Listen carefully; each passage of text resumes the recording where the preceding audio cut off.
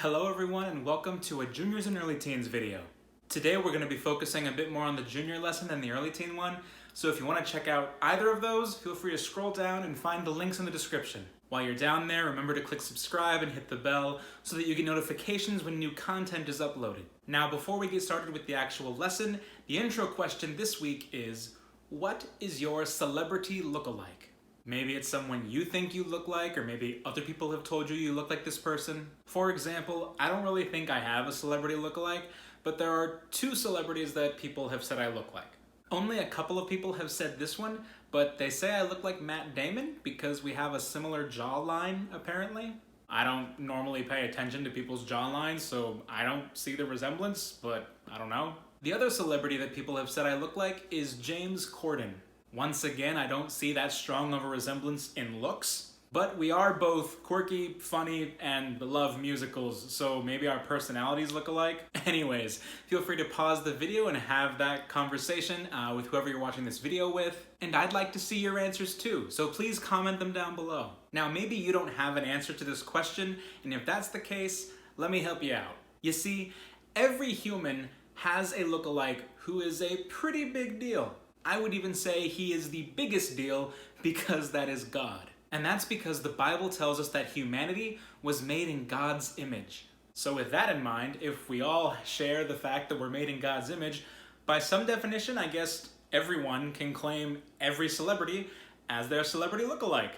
So there you go, problem solved. If you don't have an answer for that question, just pick a celebrity and there's your answer. The Bible tells us that we're made in God's image in the very first book of the Bible. It's part of the creation story found in Genesis chapters 1 and 2. But the part about God's image is specifically in Genesis chapter 1, verses 26 and 27. Go ahead and pause the video so that you can turn there now. Now that you've gotten those verses in front of you, you can read along as I read the passage for you. Genesis chapter 1, verses 26 and 27 says, "Then God said, 'Let us make man in our image, after our likeness, and let them have dominion over the fish of the sea, and over the birds of the heavens, and over the livestock, and over all the earth, and over every creeping thing that creeps on the earth.' So God created man in his own image. In the image of God he created him, male and female he created them." From these verses, we learn that humankind was made in the image and likeness of God. That means it doesn't matter what gender, age, or race you are made in God's image. I think it's safe to say that God's image matters, which means it is an undeniable truth that Black lives matter. Now, some of you watching this might be thinking, but Pastor Ryan, if all human lives were made in God's image, doesn't that mean all lives matter? To which I would answer, yes, that is true. All lives do matter. If your skin is white, you are made in God's image. If your skin is black, you are made in God's image.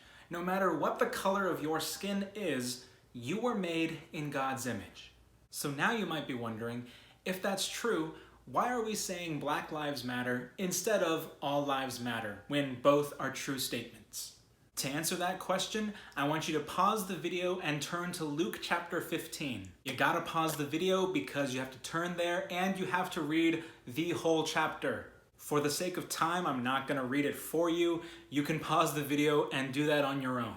Now that you've read Luke chapter 15, there are three parables that Jesus tells in that chapter. In the story of the lost sheep, did the 99 sheep matter to the shepherd? Yes, they did.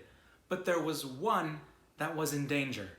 In the story of the lost coin, did the 9 coins matter to the woman?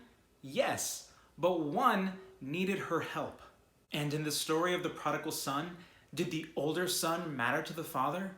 Yes, but the younger son was in desperate need for love and support that the older son had been getting every single day, that the younger son had gone without for far too long. Racism, I'm gonna call it what it is. It is a sin, and it is such a huge problem, and it has been for centuries. And as a white man, I'm not sure I can adequately do the topic justice because there's just so much that I don't know. As an ally, I am doing my best to try to listen and learn, more about the systemic racism that has been going on for too long in this culture, but it would not surprise me if I don't even know half of the struggles that the Black community goes through each and every day. And even as I learn more, I may not truly understand because I haven't experienced it. Just like the older son in the prodigal son story, there are certain justices and freedoms and things that I just consider normal about life that I experience, that I have the privilege of experiencing every day. So to the Black community, for what it's worth, I am so sorry that I and people with the same skin color as me have operated and condoned under systems that have kept these benefits from you for far too long. So yes, Black lives matter. No, that does not mean that their lives matter more than others, but there are currently systems in place that are devaluing Black lives. And that is not okay. Due to systematic oppression, due to systematic racism, Black lives are in danger, and certain people need to be reminded that yes, Black lives matter.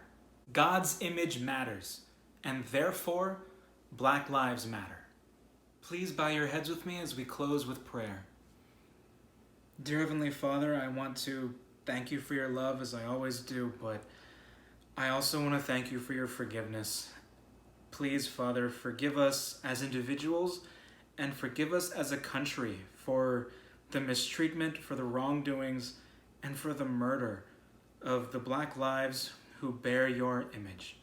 Please continue to work through us so that we may grow in you, so that we may grow in your love, so that racism may be a thing of our past, not a thing of our present or a thing of our future. Please come soon, Father, so that racism can be behind us as we all live together in heaven with you. We love you, Jesus. Amen. I want to thank you for tuning in and listening to this white man's thoughts on racism.